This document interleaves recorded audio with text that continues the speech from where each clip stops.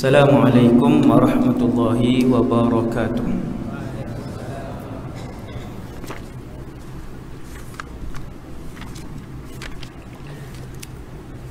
A'udzu billahi minasy syaithanir rajim. Bismillahirrahmanirrahim. Alhamdulillahi rabbil alamin. Alhamdulillahilladzi hadana lihada wa ma kunna linahtadiya laula an hadana Allah. Asyhadu an la ilaha illallah wahdahu la syarika lah. Wa asyhadu anna sayyidana Muhammadan abduhu wa rasuluh. Wa safiyyuhu wa khaliluhu khairu nabiyyin arsalah. Arsalahu Allahu ilal alami kullihi basyiran wa nadhira. Allahumma salli wa sallim wa barik wa azim wa an'im ala hadhan nabiyyil karim. Salatan wa salaman daimaini mutalazimaini ila yaumiddin. Wala hawla wala quwwata illa billah al-aliyyil azim. Wala hawla wala quwwata illa billah al-aliyyil azim.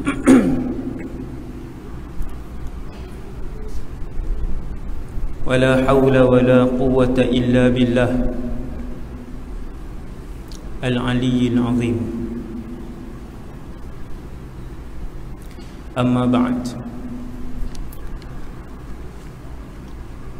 Terima kasih kepada Ustaz Khairul Fitri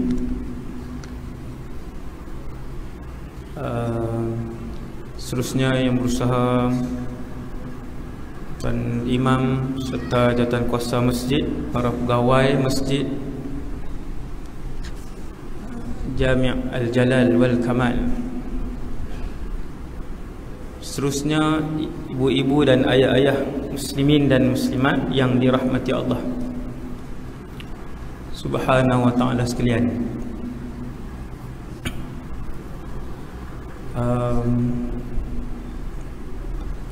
Saya dapat tajuk rupa paras Rasulullah sallallahu alaihi wasallam lebih kurang beberapa hari yang lalu lah. Kalau saya dapat awal, saya tolak lah. Sebab tajuk rupa paras Nabi SAW ni untuk orang-orang soleh, bahaskan. Dan kita hidup pada tahun 1440 Hijriah, 1400 tahun selepas, lebih kurang selepas kewafatan Rasulullah sallallahu alaihi wasallam. Yang melihat muka Nabi secara berdepan dan masuk Islam, mati dalam keadaan Islam, mereka itu digelar sahabat. Dia syarat kena tengok muka Nabi. Kalau hidup satu zaman dengan Rasulullah sallallahu alaihi wasallam, masuk Islam tapi tak jumpa berdepan, maka dia bukan sahabat. Seperti Uwais ibn Amir Al-Qarni. Kita umat Rasulullah sallallahu alaihi wasallam, generasi pertama yang tak melihat dan tak sempat untuk melihat Rasulullah sallallahu alaihi wasallam, generasi selepas sahabat, iaitulah tabi'in. Kemudian tabi'in. 1400 tahun, lama dah Nabi wafat. Dan ada dua keadaan untuk mengetahui rupa paras Rasulullah sallallahu alaihi wasallam, yang pertama ialah melalui hadis Nabi sallallahu alaihi wasallam.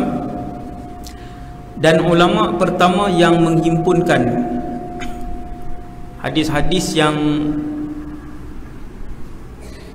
bercakap tentang bentuk fizikal, rupa paras, dan juga perbuatan harian Rasulullah sallallahu alaihi wasallam ni ialah Al-Imam Abu Isa Muhammad ibn Isa ibn Saurah At-Tirmidzi. Imam Tirmidzi ialah ulama pertama yang himpun hadis, yang himpun hadis, dia ambil daripada ratus ribu hadis yang dia hafal, bukan kitab hak duk di rumah.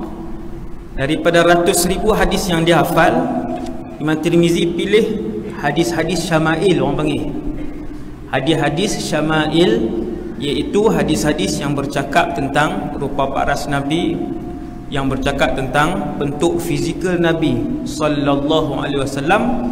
Lebih kurang 400 hadis, dan kitab beliau menjadi kitab antara yang paling terkenal yang membincangkan tentang hadis-hadis syama'il Rasulullah sallallahu alaihi wasallam. Dan malam ni walaupun di masjid ni saya rasa ada ustaz baca dah, Ustaz Zamri ada ustaz yang dah baca tentang kitab ni lah di tangan saya ni, kitab Syama'il ni sudah dibaca di masjid ni. Tapi saya ambil juga hadis-hadis daripada kitab ataupun hadis-hadis yang dihimpunkan oleh Al-Imam Abu Isa Muhammad ibn Isa ibn Saurah At-Tirmidzi yang wafat pada tahun 279 Hijriah. 279, ulama kurun ke-3 awal lah, ulama kurun ke-3. Kita malam ni kurun 15. Malam ni kita kurun yang ke-15. Ibu, ayah-ayah muslimin dan muslimat yang dirahmati Allah Subhanahu wa taala sekalian, alhamdulillah para sahabat yang kuat ingatan mereka telah menghafal hadis-hadis daripada Nabi sallallahu alaihi wasallam. Dan sahabat-sahabat ini jugalah yang menyebarkan. Kalau sahabat tak sebarkan bagaimana rupa Rasulullah sallallahu alaihi wasallam, maka hadis-hadis ni tak sampai kepada kita pada malam ni, pada malam ni. Seorang sahabat namanya Bara' ibn Azib radhiyallahu anhu, dia berkata, aku tidak pernah melihat orang yang memiliki rambut yang menyentuh sehingga bawah telinga, antara cuping telinga dan bahu, dengan memakai pakaian berwarna merah yang lebih tampan daripada Rasulullah sallallahu alaihi wasallam. Jadi tuan-tuan sekalian, yang pertama, Nabi Muhammad ni tampan. Bahasa hari ni handsome lah, senang. Sadu lain kan, sadu untuk tubuh badan. Yang tu tak masuk tajuk kita. Walaupun semua sahabat bila cerita tentang Rasulullah, sahabat akan sebut bahawa hak ni segan kalau saya sebut kan, bahawa Nabi SAW dadanya sama dengan perutnya. Dia turun macam tu lah. Kita hari ni sekali dengan saya turun betul-betul dia naik tu. Nabi sampai wafat, dada Nabi turun sampai ke bawah macam tu, sama, sawi sadar, maksudnya tegak sampai umur 63. Subhanallah. Jadi yang pertama sekali, keseluruhan 315 orang Rasul semua tampan. Semuanya tampan, diciptakan oleh Allah Subhanahu wa taala. Maka kata para ulama, tengok Nabi SAW melalui hadis, kita juga akan melihat bahawa sahabat juga sebut Rasulullah SAW bahawa kami tidak pernah melihat yang lebih tampan dari Rasulullah sallallahu alaihi wasallam. Kami tak pernah melihat yang lebih tampan dari Rasulullah sallallahu alaihi wasallam.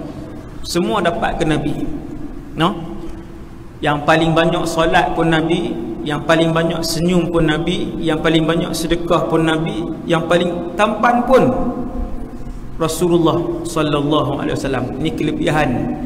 Maka ulama sebut kita orang biasa ni 100 orang adalah seorang handsome. Cuba tengok ni, kan semua. Kali kan saja lah, bukan semua. Kan? Jadi Allah Ta'ala pilih seorang, kan? Maka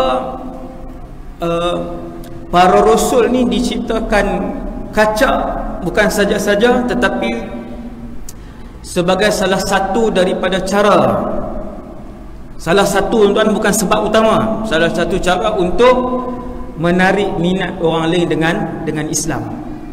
No? Bahkan Rasulullah SAW bila dia sikat rambut, Nabi sikat dia belah tengah. Di akhir-akhir hayat hidup pun Nabi belah tengah. Dan Nabi suka pada benda-benda yang tidak ada arahan daripada Allah. No? Yang tu tak ada arahan. Kalau macam baju warna putih yang paling kerap dipakai oleh Rasulullah sallallahu alaihi wasallam, paling kerap. Kalau 10 kali Nabi pakai baju, 8 kali putih. Paling Nabi suka adalah warna putih. Yang tu ada dalam sunnah, ada dalam sunnah. Adapun sikat rambut yang sunnahnya, selain daripada nak sikat rambut, bismillah, pasti Nabi buat bismillah. Yang kedua, Nabi akan mula sikat belah kanan. No? Ada dalil bahawa apa saja benda yang boleh buat kanan dan kiri, Nabi akan mula dengan kanan. No? Macam pakai kasut, ada kanan kiri, Nabi mula belah kanan. Sikat rambut ada kanan kiri, maka Nabi akan mula sikat di sebelah kanan. Saya pergi jauh dah tu. Semua saya nak beritahu, di peringkat awal dan di akhir hayat Nabi belah tengah, sama macam orang-orang Yahudi di Madinah ketika itu yang belah tengah. Kenapa? Kata para ulama, supaya boleh menambat satu sudut kecil, ya, bukan sebab utama. Dari satu sudut kecil boleh menambat hati orang Yahudi, tengok, oi, Rasul akhir zaman sikat macam kita, kan? Maka kemungkinan dari sudut tu, maksudnya Nabi guna semua ruang yang ada untuk menarik orang bukan Islam supaya tertarik dengan Islam. Tapi bukan yang tu yang paling utama, tidak.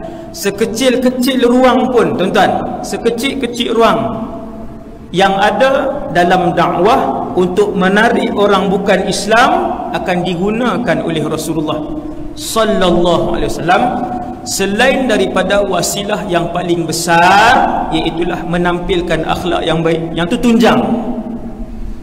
tunjang paling utama dakwah Nabi, selain daripada hal lain ni, meraihkan itu ini, maka Nabi SAW mempamerkan akhlak yang baik untuk menarik perhatian bukan Islam kepada dakwah Islam.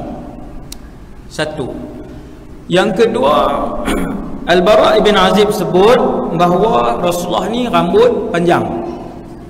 Nabi rambut panjang. Keadaan selalunya, keadaan Rasulullah ni adalah berambut panjang, dan rambut Rasulullah tidak kerinting dan tidak terlalu lurus. Bila saya mengaji Syama'il ni di Syria,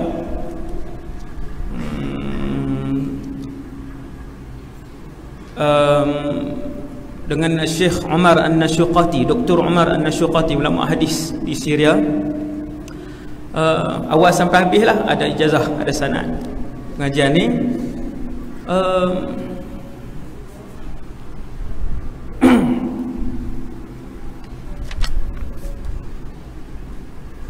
Saya nak sebut apa tak saat ni, lupa lah. Tengok balik kitab ni. rambut tadi ni, rambut panjang kan. Diceritakan oleh para sahabat radhiyallahu anhum bahawa rambut Nabi tidak terlalu lurus dan tidak terlalu kerinting. Waktu mengaji di sana dulu ni, tahun pertama awal pengajian saya duduk di hostel di asrama. Tuan-tuan, walaupun waktu tu orang Malaysia seorang sahaja di asrama tu lah. Sebab apa? Sebab dia ada peraturan dia kan, keluar pukul berapa, balik tak boleh lebih pukul berapa, lepas tu tak boleh tengok filem apa semua kan, tak boleh tengok TV. Maka saya seorang je, bukan nak kata saya baik, tapi terpaksa korbankan lah benda tu. Tapi dapat banyaklah kelebihan bila duduk seorang ni kan, alhamdulillah lah. Bukan duduk seorang dalam bangunan tu, hak Melayu Malaysia seorang saja, hak lain bangsa lain. Tuan-tuan, bila mengaji Syama'il, belajar Syama'il, Imam Tirmizi himpun hadis-hadis yang cakap tentang Rasulullah ni. Bila disebutkan dalam hadis bahawa rambut Nabi ni tak lurus sangat dan tak rinting sangat. Kita pun balik asrama, kita tengok ada lebih daripada 50 buah negara. Tuan-tuan, muka pelik-pelik lah. Muka pelik-pelik. Hak muka bulat macam jam pun ada. Daripada saya sebut pula, bukan daripada Perak ke Penang ni semua luar negara ni, tuan-tuan. Dalam asrama tu lebih 50 buah negara, tuan-tuan. Kita tengok muka ni pun dah tambah iman dah, sungguh. Kita tengok muka, hak muka Cina tapi hitam. Macam-macam lah, daripada seluruh dunia punya muka. Ada yang hak muka bulat tu daripada Mongolia, dia bulat. Jadi bila baca hadis, dia sebut tidaklah muka Rasulullah itu bulat. Saya pun bayang, macam ni bukan bulat macam ni. Bukan tunjuk kat dia kan, sekali kita duduk pergi kata kat dia, ni bukan muka macam Rasulullah ni.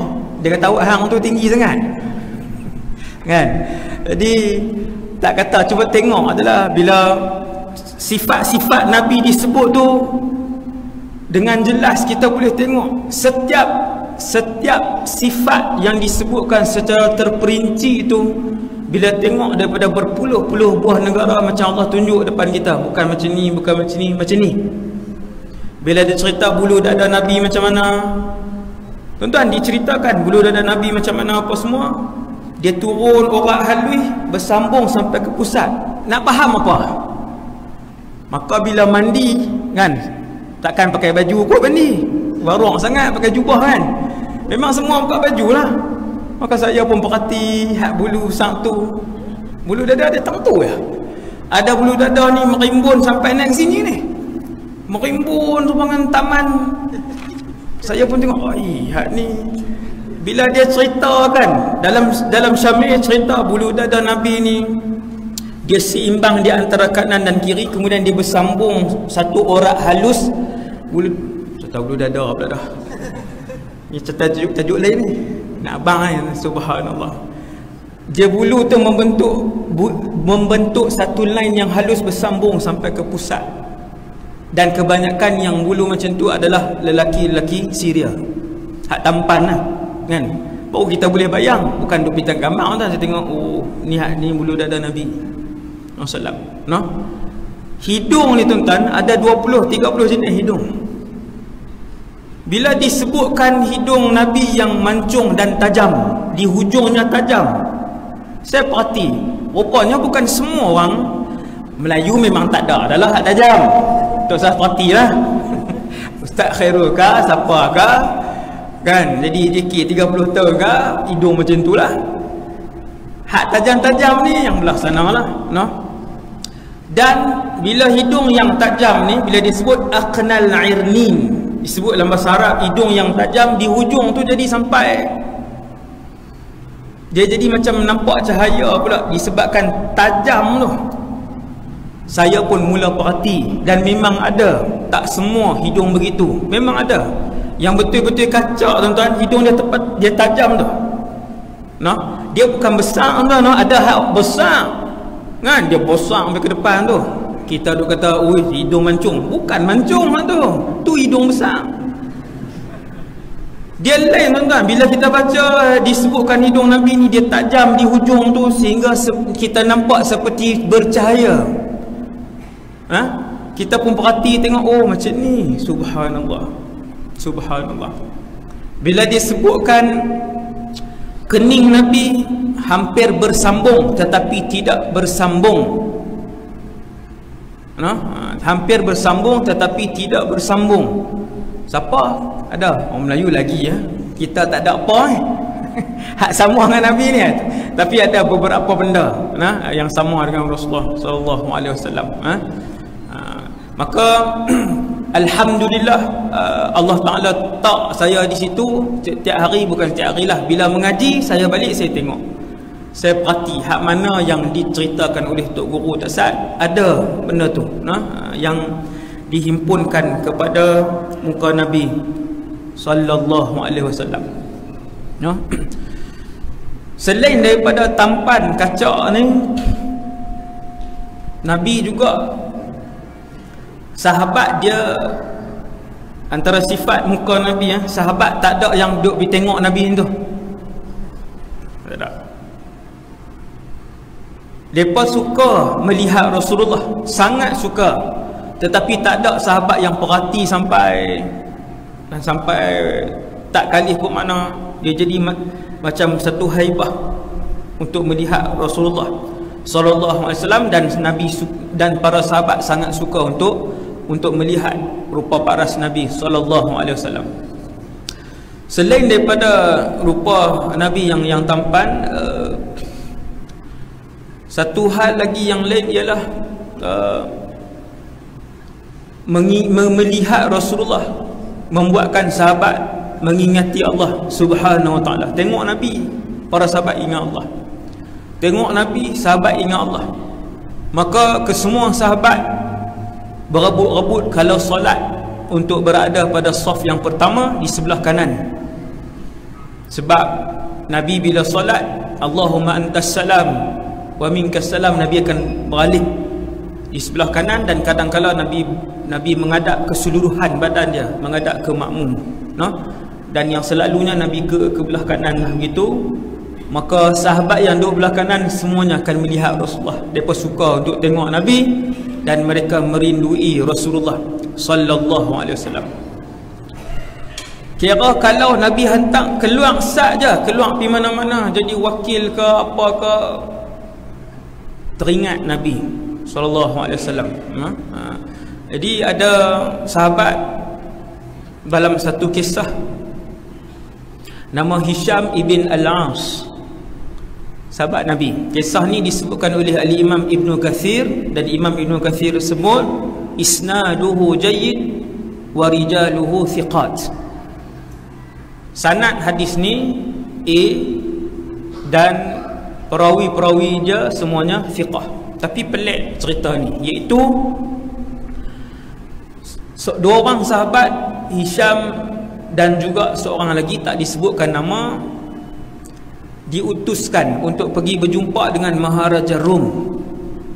Maharaja Rum yang waktu tu merupakan dua kuasa besar dunia, dua tertinggi waktu tu tuan-tuan. Kalau tuan-tuan sebut hari ni dunia moden, dua tertinggi kita kata Amerika dengan Rusia lah, paling kuat kan. Ketika Rasulullah menjadi Perdana Menteri Madinah, dua kuasa besar dunia ketika itu adalah Rom dan Parsi. Rom dan Parsi. Kedua-dua ini dikalahkan pada zaman pemerintahan Sayyidina Umar bin Al-Khattab.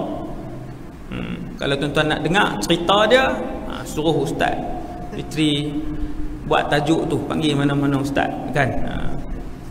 Bagaimana mereka dikalahkan pada zaman Sayyidina Umar. Zaman Sayyidina Umar ni zaman keemasan Khulafa' Rashidun. Zaman emas Khulafa' Rashidun ialah pada zaman Umar bin Al-Khattab. Jadi waktu hantar ni bukan zaman Sayyidina Umar, sama ada zaman Rasulullah atau pada zaman Abu Bakar peristiwa ni. Dua sahabat ni pun pi. Nak cerita panjang ke pendek? Kan, dua sahabat ni pun pi. Kemudian jumpa menteri besar dia dulu, no? Maharaja Rom ni dia ada menteri dia banyak lah di mata-mata tempat. Dia punya gubernur dia maharaja, dia ada gubernur dia banyak. Jumpa gubernur dia di Syria, di Dimashq, Damsyik tu, di Dimashq. Jumpa, berunding apa semua, ni saya pendekkan lah tu, no? Berunding apa, kemudian akhirnya dapat berjumpa dengan maharaja pertama, Maharaja Rom, hak nombor 1 punya. Maka mereka ni pun pi. Bila jumpa dengan Maharaja Rom yang pertama ni, maharaja ni pun soal jawab lah, sebab ada penterjemah di situ yang fasih bahasa Arab. Soal jawab, kamu solat macam mana, kamu puasa macam mana, kamu soal jawab bang apa semua. Dan kedua-dua sahabat ini pergi untuk berjumpa dengan salah satu daripada kuasa besar dunia ini, adalah untuk menyebarkan Islam. Bukan nak jual minyak kelapa sawit, bukan nak pergi cari projek, tuan. Subhanallah. Tengok pemerintahan dulu. Rasulullah sallallahu alaihi wasallam buat apa yang Nabi sebut. Apabila Nabi sebut kepada kita untuk kita mengajak orang lain kepada Allah dan Islam, Rasulullah sendiri dengan berani, Abu Bakar sendiri dengan berani, Sayyidina Umar juga dengan berani berdakwah kepada maharaja-maharaja, presiden-presiden dunia ketika itu, untuk mereka memeluk Islam kalau nak selamat. Padahal tentera Madinah ketika itu, tentera Madinah waktu itu tidak melebihi 100,000 orang tentera Madinah, no? Rom kalau dia arah tentera cawangan saja boleh turun 300,000 orang, 400,000 orang. Ada kisah dia. Saya ambil angka tu bukan saja-saja angka tu. Rom, maharaja dia, kalau dia arahkan gubernur dia, gubernur mana-mana, gubernur ni macam menteri besar lah, dia arahkan gubernur sekian, buat turun, pergi serang sekian, 400,000 turun. Bukan yang pusat lagi tu baru tentera yang punya ramai. Tapi berani Rasulullah, berani Abu Bakar, hantar surat, hantar wakil lagi, bawa surat, pi sebut kepada mereka, kami pesuruh kepada Rasulullah, utusan kepada Rasulullah sallallahu alaihi wasallam, mengajak kalian kepada Islam. Kemudian tak habis hari itu, Maharaja Rom bagi satu rumah, homestay lah kot. Takkan homestay no, Maharaja Rom kan. Sahabat Hisham ni kata rumah cantik, rumah mewah, bagi kat mereka untuk duduk selama beberapa hari. Dan ada satu malam mereka pun dipanggil, tuan-tuan, kisah ni dipanggil untuk pergi ke satu tempat bangunan lah. Maharaja ni sendiri, tuan-tuan tengok dia punya apa khazanah negara dia yang dia nak tunjuk. Masuk ke dalam bangunan yang besar tu, maka ada banyak kotak-kotak-kotak yang dikunci dengan rapi. Kotak lah, kotak. Maka Maharaja Rom pun bawa pergi dekat, dia pun buka kotak yang pertama, buka kotak tu, dikunci khazanah negara tu dalam tu. Kemudian dibuka, diambil satu bekas sutra, kemudian dibuka, bekas tu ada muka orang, leher dia panjang, kemudian dia tidak ada jambang orang tadi ni, kacak. Maharaja Rom pun tanya, ata'rifuna man hadha, kalian kenal ke siapa ni? Sahabat dia orang tadi kita tak tahu. Dia pun sebut, ni Nabi Adam alaihissalam. Gambar. Cerita ni cukup pelik main mana gambar zaman tu kan. Cukup pelik tapi cerita ni diriwayatkan oleh Al-Imam Ibn Kathir lah kan, dan dia kata sanad dia jayyid kan, bukan dhaif, bukan ni. Nabi Adam, dan Nabi Adam tuan-tuan, setakat yang saya tahu, satu-satunya rasul yang tidak berjambang macam orang Melayu. Ni orang panggil janggut tau, ajak orang pula. Jambang ni hak ni. Dia panggil lihyah dalam bahasa Arab. Yang ni dia panggil kausajun. Kausaj asy-sya'ru alladhi yanbutu tahta adh-dhiqni. Rambut yang tumbuh di bawah ni. Waktu saya duduk asrama dulu ni, asrama ada 5-60 buah negara dunia tu, saya tengok dalam dunia ni yang negara bangsa manusia yang tak ada jambang ni hanyalah Jepun, China, Korea dengan Melayu. Jepun, China, Korea yang sepek-sepek ni kan, lepas tu Melayu. Kita tak ada jambang. Dan bila baca hadis Nabi Adam AS tidak ada jambang. Dan penduduk syurga kesemuanya akan diubah bentuk tubuh dan juga rupa kita mengikut Nabi Adam AS, iaitu tinggi kita dalam syurga 60 hasta seperti tinggi Nabi Adam, dan muka kita tak ada jambang seperti Nabi Adam AS. Tak ada ni, kosong. Kemudian dia Maharaja Rom ni, dia yang pegang sendiri kunci tu. Kemudian dia pun pergi kepada kotak yang kedua, dia pun buka, dia pun keluar satu gambar. Banyaklah ciri-ciri yang disebutkan, saya tak ingat dah hadis tu. Antara ciri yang disebut ialah mempunyai jambang yang cantik, jambang yang indah. Macam mana jambang yang elok? Tuan nak bayang macam mana kan? Jadi saya balik asrama, saya perhati tuan, tak semua jambang elok tuan, bukan semua jambang elok. Jambang yang cantik ni dia macam mahkota kat orang lelaki tu. Dia cantik, dia tak naik merata macam tu. Dia tak pi kanan kiri depan belakang ni, dia semua lurus macam tu. Subhanallah. Bila saya perhati kan, dan kebanyakannya juga adalah orang Syria juga kan. Bang Salim pun ada juga, orang Syria pun banyaklah kan. Dia jambang tu elok. Bila baca hadis yang menyebutkan tentang jambang yang elok ni, kita boleh faham lah, sebab kita pernah tengok kan. Maka dia pun sebut yang tu Nabi Nuh AS. Kemudian buat keluar gambar yang ketiga, gambar duduk dalam bekas baldu ke bekas sutra tu, buka ada gambar tunjuk. Gambar yang ketiga, gambar Nabi Ibrahim AS. Kemudian dia berjalan jauh. Raja Rom ni dia berjalan di kotak jauh sikit, dia pun buka. Ini cerita Rasulullah ni kan. Bila dia berjalan jauh sikit, ujung sekali dia pun buka. Dia ambil kotak tu warna putih, cantik lah. Ada kotak hitam, ada Rasul kotak hitam, ada Rasul kotak putih. Ada kotak putih, sutra tu dia pun buka. Dia buka, dia tunjuk, ta'rifuna man hadha. Bila tunjuk je gambar tu, dua-dua sahabat teriak, bakaina. Dua-dua teriak sahabat. Muka Nabi ni tengok waktu bila pun teriak, kita akan menangis. Dia jadi hibah, dia jemai. Tengoklah, kalau tengok kan, kalau Allah muliakan dalam mimpi pun, bila kita tengok tu tak boleh cakap dah. Dia tak boleh cakap dah. Kalau duduk jarak jauh tak berapa sangat kan. Ada orang kali pertama tu nampak jarak jauh kan, orang sebut tu Rasulullah. Mau tengok pada jauh tak rasa apa sangat kan. Tapi kalau duduk depan, dia tak boleh keluar perkataan dah. Dia tengok, dia teriak kan. Wallahu a'lam. Yang tu daripada apa. Dan begitulah para sahabat radhiyallahu anhum, bila buka apa nama ni kotak tu tunjuk, bakaina, kata Hisham, kami pun menangis. Innahu Rasulullah Muhammadun Rasulullah sallallahu alaihi wasallam.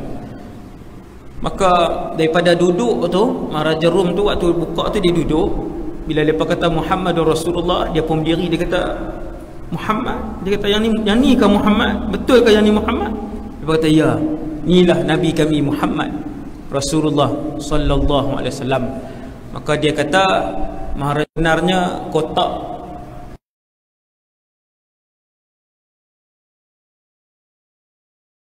duduk untuk aku lihat apa reaksi kalian. Nak beritahunya para sahabat radhiyallahu anhum, bukan kita kenal pun tuan. Sahabat nama Hisham tu bukan kita kenal pun. tapi kesemua mereka menyayangi Nabi sallallahu alaihi wasallam. Sekecil-kecil sahabat, kesemua mereka menyayangi Rasulullah sallallahu alaihi wasallam. Maka kalau nak duduk dalam syurga satu negeri dengan Rasulullah, nama negeri itu adalah Jannatul Firdaus. Syurga dia bertingkat-tingkat. Jarak daripada satu tingkat nak pergi ke tingkat seterusnya, Nabi kata seperti mana jarak daripada bumi pergi ke langit. Orang hak duduk syurga bawah tuan-tuan, syurga Aden, Jannatul Ma'wa kan, yang syurga-syurga lain ni hak duduk bawah ni, mereka melihat syurga-syurga yang di atas mereka seperti mana seorang yang duduk di bumi dan melihat kerdipan-kerdipan bintang. Tengok macam tu lah. Jauh dia punya beza, dia jauh. Setiap syurga beza dia jauh.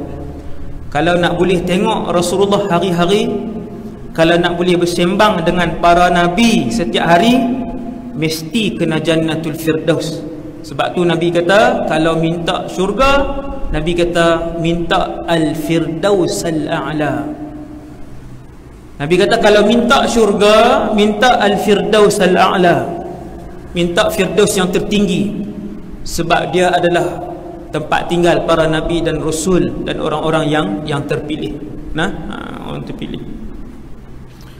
Jadi Rasulullah SAW rambutnya tidak kerinting seperti Nabi Nuh alaihi salam. Nabi Nuh rambut dia kerinting. Nabi Nuh rambut dia kerinting. Ja'dun qatat dalam bahasa Arab. Ja'dun qatat, rambut yang kerinting. Nabi Muhammad tidak kerinting begitu dan tidaklah terlalu lurus seperti rambut Isa ibn Maryam alaihi salam. Lurus. Nabi Isa pun rambut panjang sampai bau juga, tapi dia lurus. Nabi ni kalau turun dia naik sikit, tapi bukan naik melengkoi macam tu. Dia turun sampai sini tapi dia naik sikit. Segak lah tuan.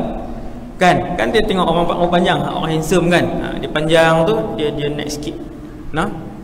Dan Nabi kata para sahabat, kana Rasulullah sallallahu alaihi wasallam yukthirul qina'.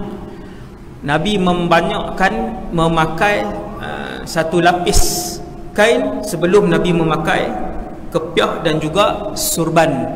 Nabi akan pakai satu lapis kain. Sebab apa? Ada banyak sebab yang disebutkan oleh para ulama. Antaranya ialah bila rambut panjang kemudian tuan-tuan tak buh minyak, elok ada rambut tu. Memang rambut tu tak elok. Rambut panjang kemudian tak rajin jaga dan tak buh minyak, dia nampak lagi huduh orang tu. Mengerikan. Dia akan nampak mengerikan lah kan. Maka Rasulullah yaddahinu ra'sahu bizait. Maka Nabi selalu letakkan minyak, walaupun bukan setiap hari. Sebab minyak ni, minyak zaitun yang Nabi guna, minyak zaitun tu lah, minyak zaitun. Jangan ambil hak tak ori pula. Ambil hak ori, insya-Allah dia menghitamkan rambut. Maka Nabi kadang-kala Nabi meminyakkan rambut dia 2 hari sekali, 3 hari sekali Nabi akan, sebab kesan dia tu lama bila dia minyakkan kan. Nabi akan minyakkan rambut dia dan Nabi selalu menyikatkan rambut dia. Bila rambut panjang kemudian diminyakkan dengan minyak zaitun, jadi kepiah jadi apa tuan? Jadi bertang lah. Bersih Rasulullah sallallahu alaihi wasallam. Nabi akan letak qina', disebutkan qina' iaitu selapis kain Nabi letak dulu, baru Nabi pakai serban dia. Bersih tak serban Nabi? Bersih.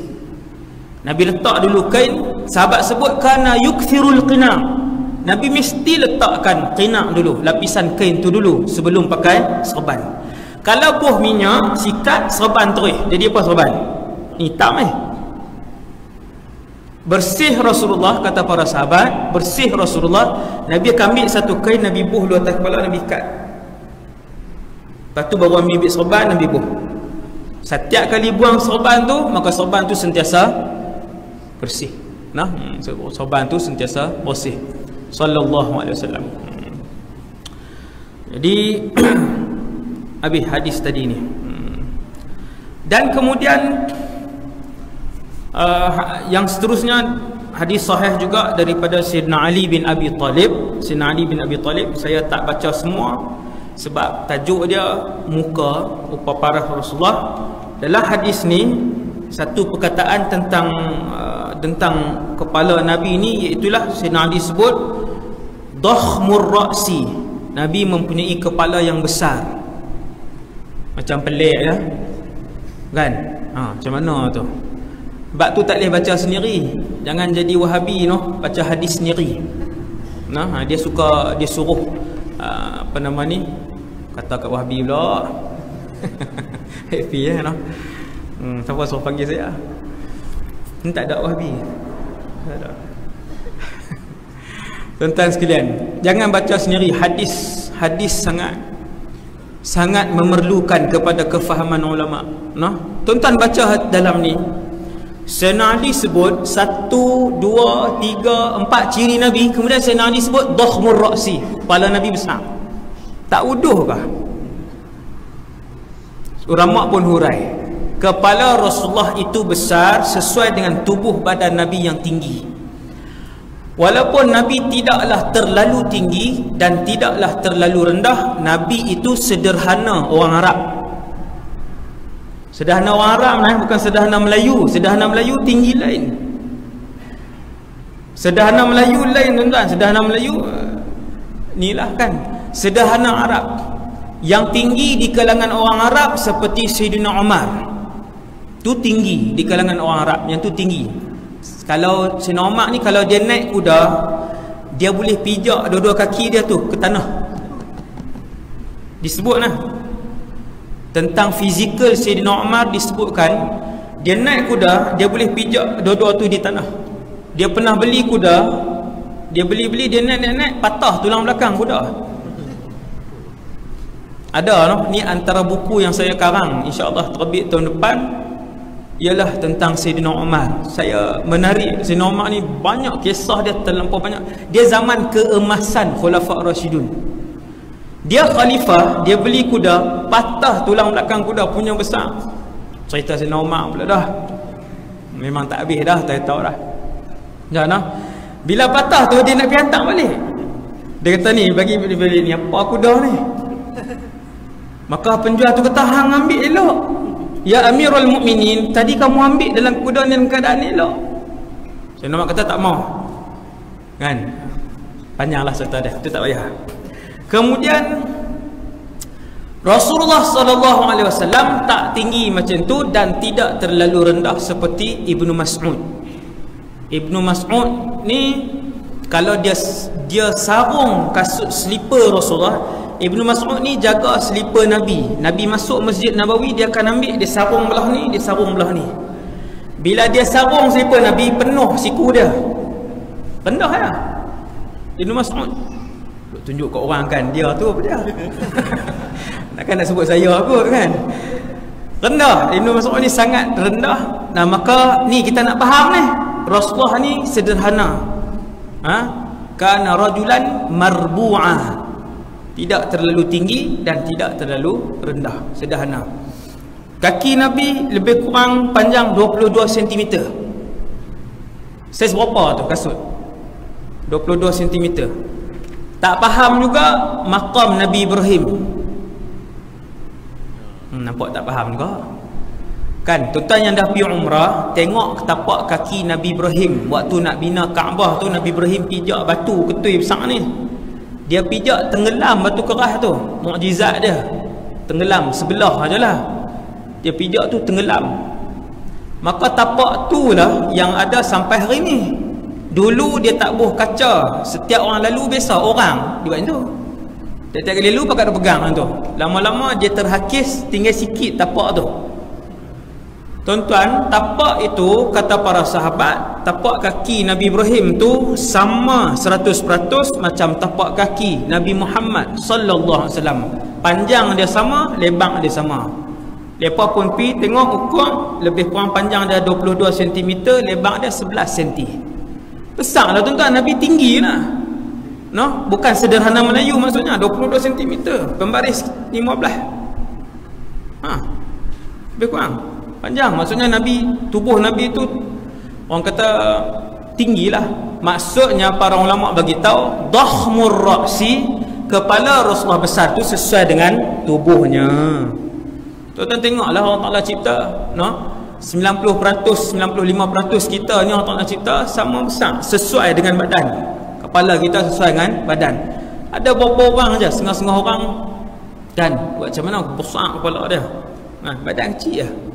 Kan sebahagian orang tu pun jarang-jarang berlaku. Maka dakhmur ra'si yang disebutkan oleh Sayyidina Ali bin Abi Talib ni sesuai dengan tubuh badan Rasulullah, dan para ulama lain sebut itu menunjukkan kepada kecerdikan dan kekuatan akal Rasulullah sallallahu alaihi wasallam. Tuan-tuan sekalian, Nabi dapat wahyu dan Nabi tak boleh lupa, sebab yang tu syariat. Tuan-tuan bayang macam mana? Nabi dapat wahyu 23 tahun, wahyu duk turun sikit-sikit, bukan dia turun seketui Quran turun 13 tahun di Mekah, 10 tahun di Madinah. 23 tahun turun sikit-sikit. Kalau Nabi lupa macam mana? Maka Rasulullah tak lupa kekuatan akal Nabi SAW. Sebab tu kepala Nabi pun dia besar, sesuai dengan tubuh dia. Ni ulama sebut, bukan huraian saya. Bukan huraian saya, disebutkan oleh para ulama. Dan begitu juga nampak kepada keberanian Rasulullah sallallahu alaihi wasallam ketika di Madinah. Mereka mendengar satu suara yang kuat. Satu ketika dengar satu suara, kan, bila dengar satu suara yang kuat ni orang takutlah nak pi. Takut nak pi.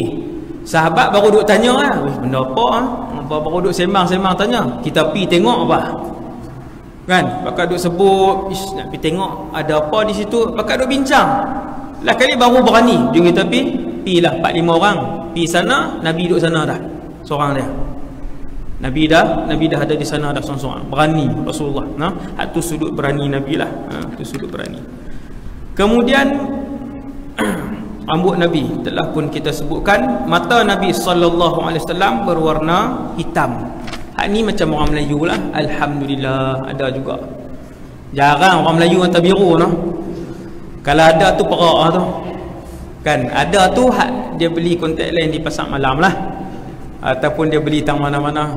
Bahaya untuk no. Berbanggalah kita, Allah SWT ciptakan rambut kita sama hitam dengan Nabi sallallahu alaihi wasallam. Dan tak semua orang dalam dunia ni rambut hitam. Perang macam-macam lah rambut kan. Dan juga Nabi SAW juga kedua-dua biji matanya adalah berwarna hitam. Kemudian dahi Nabi luas seperti mana yang disebutkan oleh Sayyidina Hasan ibn Ali ketika bertanya kepada bapa saudaranya Hindun ibn Abi Halah. Hasan ibn Ali ni sepupu dah, cucu Rasulullah sallallahu alaihi wasallam. Ditanya, walaupun dia sempat hidup, cucu Nabi Hasan dan Husain sempat untuk bersama dengan Nabi sallallahu alaihi wasallam, akan tetapi juga mencintai Rasulullah sallallahu alaihi wasallam. Tuan-tuan tengok, cucu tapi mencintai juga Rasulullah. Jumpa dengan sahabat-sahabat yang senior ni, tanya, bahkan berlumba-lumba Hasan dan Husain untuk yang paling banyak mengamalkan sunnah Tok Wan mereka dan juga sunnah Rasul mereka juga, iaitulah Nabi Muhammad sallallahu alaihi wasallam. Pi tanya, kawan ni pi tanya dia ni, hak ni pi tanya dia ni. Sayyidina Hasan bin Ali satu hari pergi bertanya dengan Hindun ibn Abi Halah, lelaki, bukan Hindun yang isteri Abu Sufyan tu. Hak ni Hindun lain, Hindun ibn Abi Halah. Maka dia cerita panjang. Hindun ibn Abi Halah ni ceritakan kepada Hasan ibn Ali tentang rupa bentuk Nabi sallallahu alaihi wasallam, iaitu yang saya baca ni hak poin di rupa paras sajalah. Yang lain dah disebutkan, antaranya yang belum lagi kita sembang malam ni, iaitulah Nabi SAW mempunyai dahi yang luas. Dahi yang luas. Itu juga menunjukkan kepada kecerdikan Nabi. Kemudian Kata Hindun ibn Abi Halah, azajjal hawajib sawabigha fi ghairi qarnin, alisnya panjang melengkung bagaikan dua busur panah yang terpisah. Ni kening Nabi hampir tercantum, hampir, dia tidak bercantum, bercantum. Di antara kedua-dua kening Nabi ada urat yang kelihatan merah ketika sedang marah. Rasulullah payah marah. Bila Nabi marah, semua sahabat akan diam dan semua sahabat akan tahu Nabi marah. Bila Nabi marah, semua sahabat akan diam dan semua sahabat tahu Nabi marah. Kaedah ni enggak? Kaedah. Kenapa? Kerana Rasulullah sallallahu alaihi wasallam tidak akan marah kecuali apabila agama ini dipermain-mainkan, kecuali apabila agama ini dicabar, kecuali apabila agama ini dihina-hinakan. Nabi marah. Oh, Nabi marah. Dan sahabat tahu Nabi marah sebab Nabi tak pernah marah. Nabi jarang marah. Dalam apa nama ni, dalam hadis ada seorang ulama himpunkan 120 tempat sedih dan gembira Rasulullah. Nabi senyum sampai nampak gigi Nabi senyum, dan tempat-tempat yang Nabi marah lah. Antaranya bila mereka gunakan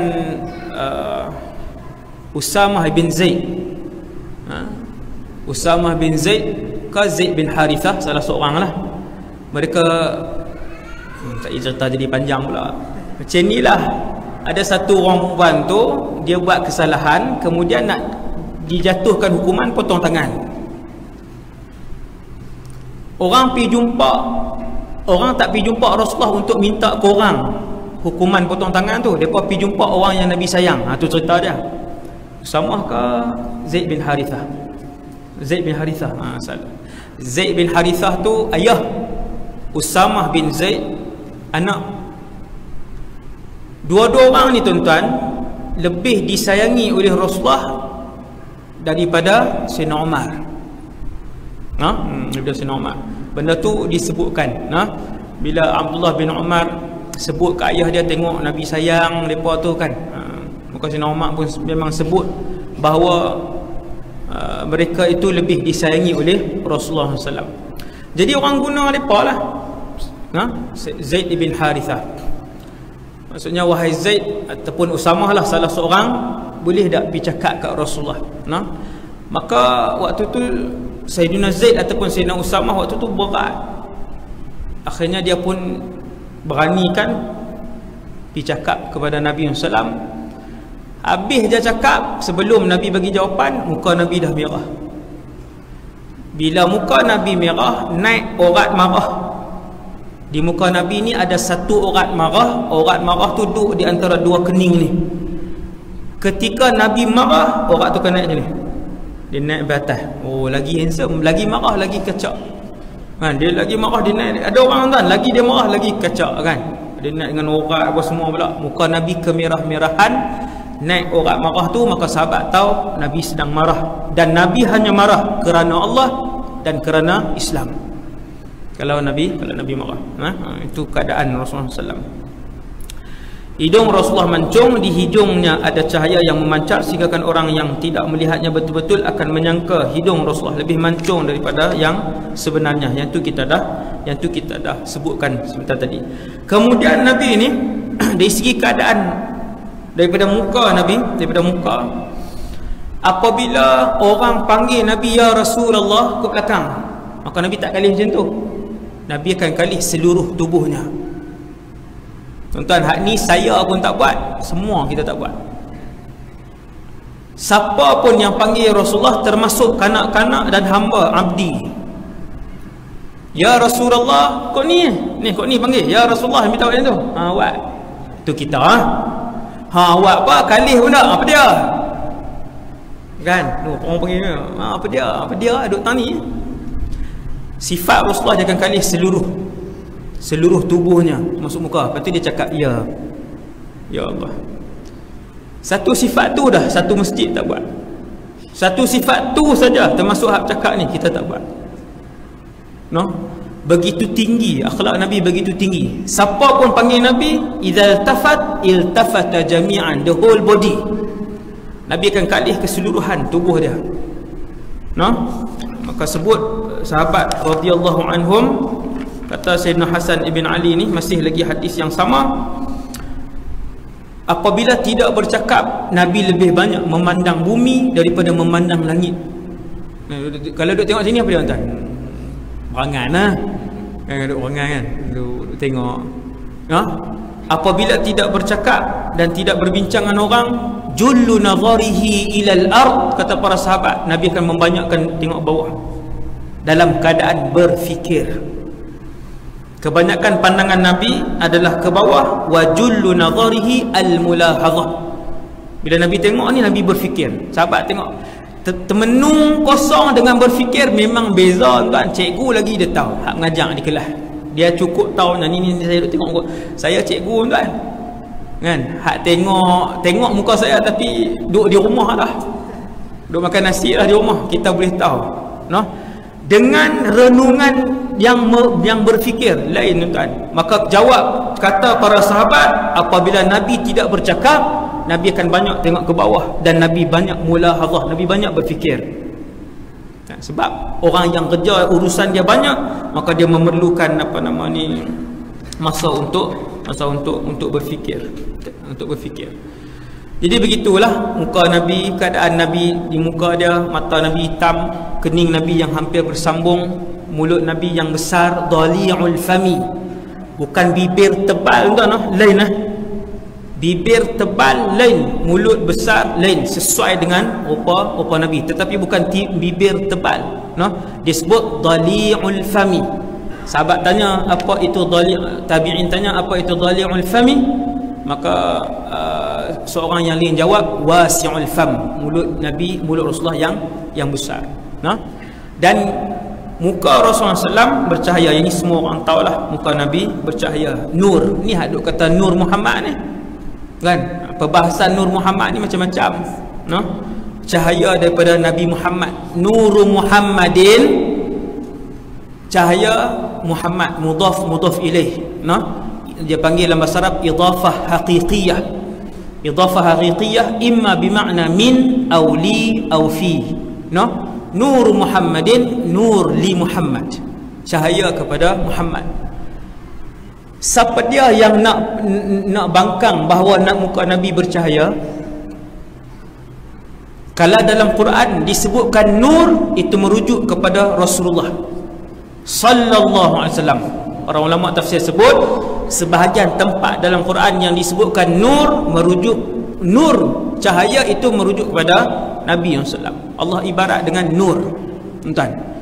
Dalam hadis pula ada berpuluh-puluh hadis bahawasanya Rasulullah itu seperti bulan yang mengambang. Seperti bulan yang mengambang. Tuan-tuan tahu dari segi apa wajhus syabah dia?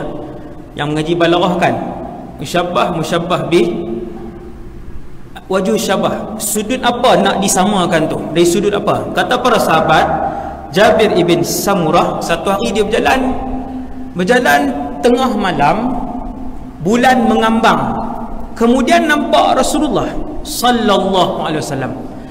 Jabir ibn Samurah jalan pada satu malam, bulan mengambang, tengah berjalan terserempak dengan Nabi sallallahu alaihi wasallam dengan rambut dia. Lepas tu Nabi pakai baju yang kemerah-merahan. Baju yang kemerah-merahan, bukanlah merah semua, kemerah-merahan.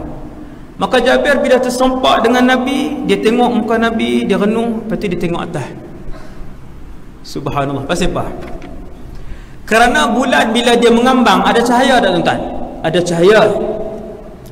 Dia keluar cahaya. Bulan bila mengambang cerah ni tuan-tuan, tapi bukan cerah macam siang.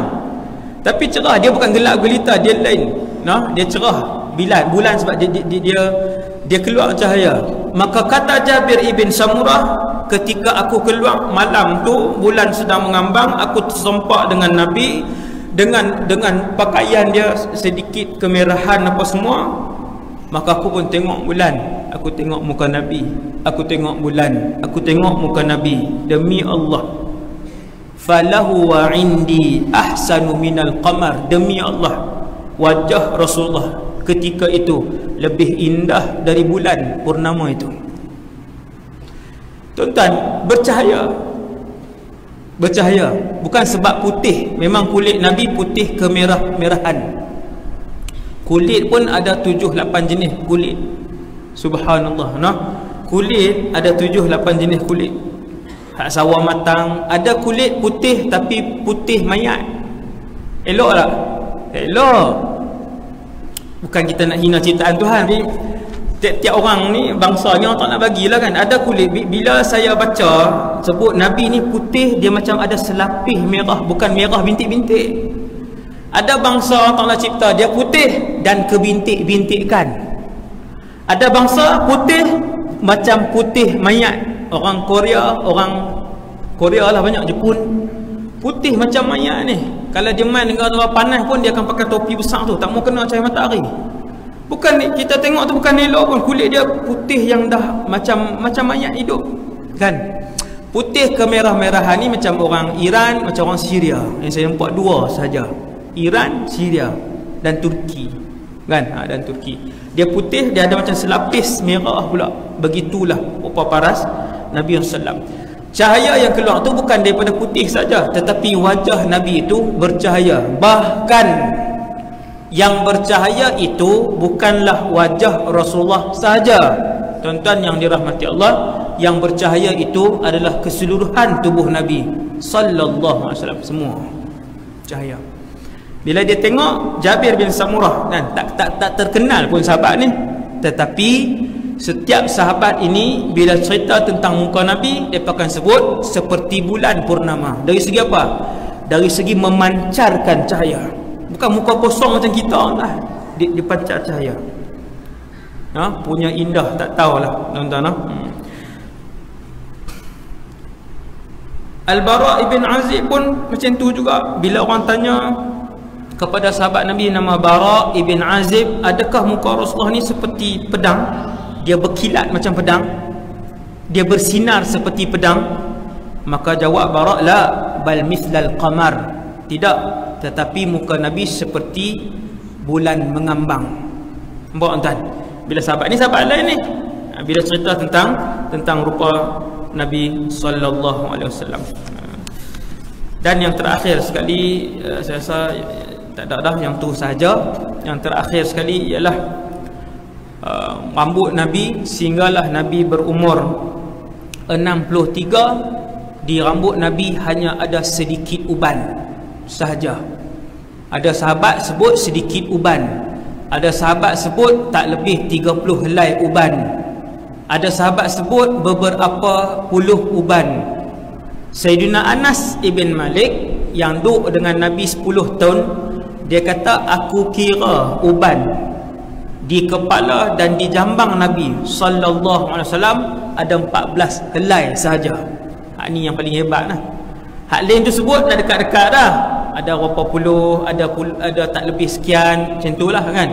Sekata Sayyidina Anas, ma'adattu fi ra'si Rasulillah wa lihyatihi illa 14 sya'ratan bayda kan. Dan aku mendapati hanya ada 14 helai saja yang berwarna putih. Maksudnya tuan-tuan, sampai umur 63 kekal tampan Rasulullah sallallahu alaihi wasallam semua hitam. Ni jambang-jambang ni semua hitam. Tuan-tuan. Tu hak mana hak selama ni hak mimpi jumpa Nabi rambut putih kan. Panjang-panjang dah tapi putih semua. Bukan dia. Memang bukan dia. Sebab tu kena baca Syama'il. Kena tengok Syama'il. Gigi Nabi pun dia tak rapat sangat dan dia tak jarang sangat. Dia bila Nabi cakap tu macam keluar cahaya sikit kat celah-celah tu, tapi bukannya jarang. Ni kat celah-celah ni dia Nabi cakap. Bukan keluar torchlight. Keluar macam cahaya sikit-sikit ni kat gigi dia. Dan yang terakhir sekali tuan-tuan yang dirahmati Allah SWT sekalian, kata para sahabat, ma ra'aitu ahadan aktsara tabassuman min Rasulillah sallallahu alaihi wasallam. Kata Abdullah ibn Harith, aku tak pernah jumpa satu orang pun yang lebih banyak senyum daripada Rasulullah sallallahu alaihi wasallam. Tuan-tuan tengoklah orang hari ni, banyak memasamkan muka ke banyak senyum? Kalau nak senyum ni kat siapa? Kalau nak senyum ni selalunya orang bawah dia nak senyum kat orang atas. Sebab orang atas tu nak bagi markah akhir tahun nanti. Sebab orang atas tu nak yang boleh bagi tahu dia ni nak pindah ke mana, nak pindah ke mana. Senyum. Senyum yang ada yang mengharapkan imbuhan. Tetapi apabila manusia yang paling Allah sayang, yang tak perlu kepada siapa pun di bawah dia, Nabi Muhammad, tiba-tiba dialah yang paling banyak senyum di kalangan para sahabat. Sahabat kata tak ada. Yang paling banyak senyum di kalangan kami Rasulullah sallallahu alaihi wasallam. Berkata Jarir, semenjak aku masuk Islam tak pernah lagi aku bertemu dengan Rasulullah kecuali Nabi akan senyum kepada aku, illa tabassam. Subhanallah. Nah, kecuali Nabi membanyakkan, kecuali Nabi menghadiahkan senyuman, kata Jarir kepada aku.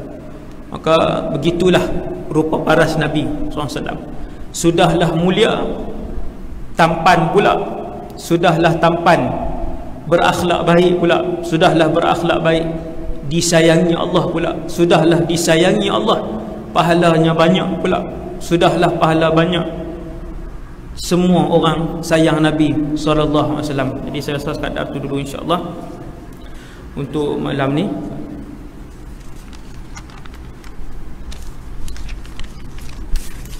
Soalan?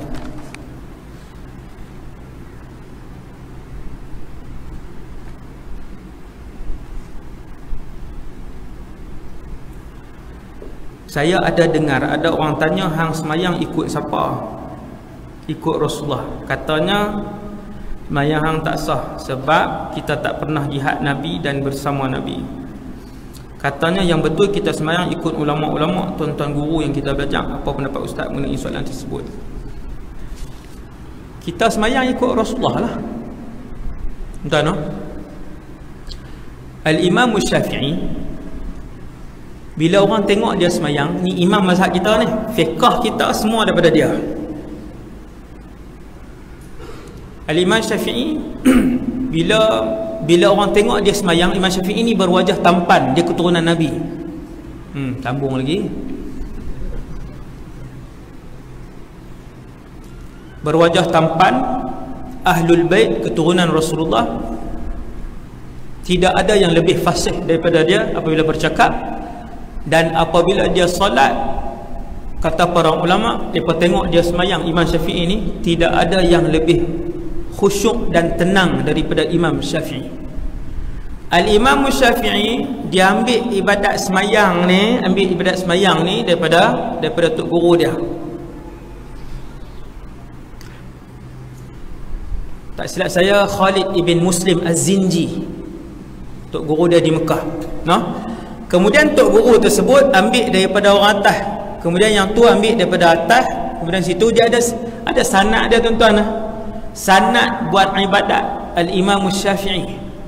Daripada siapa dia belajar setiap pergerakan itu, daripada tok guru dia naik ke atas, sampailah tabi'in, sampailah para sahabat, dan sahabat melihat Rasulullah sallallahu alaihi wasallam. Itu jawapan yang pertama lah. Jawapan yang kedua, tuan-tuan, ada beribu-ribu hadis yang menceritakan tentang bagaimana ibadah Rasulullah SAW. Beribu hadis. Nabi angkat takbir macam mana, Nabi tengok mana, Nabi baca apa, Nabi rokok macam mana, tangan Nabi pegang tangan mana. Beribu hadis itulah yang sampai kat kita. Dan akhirnya kita tahu macam mana cara Nabi solat. Bila tahiyat Nabi tak kaki macam mana, hadis. Kita tak biasa jumpa ni lah kan, yang kata tak ada tu. Padahal benda tu sangatlah banyak terperinci bagaimana Nabi beribadat, berpuasa, solat, haji dan yang lain-lain. Wallahu a'lam. Yang baik daripada Allah, yang lemah dan kurang daripada diri sendiri. Aku qala hadza astaghfirullahal azim li wa lakum. Assalamualaikum warahmatullahi wabarakatuh.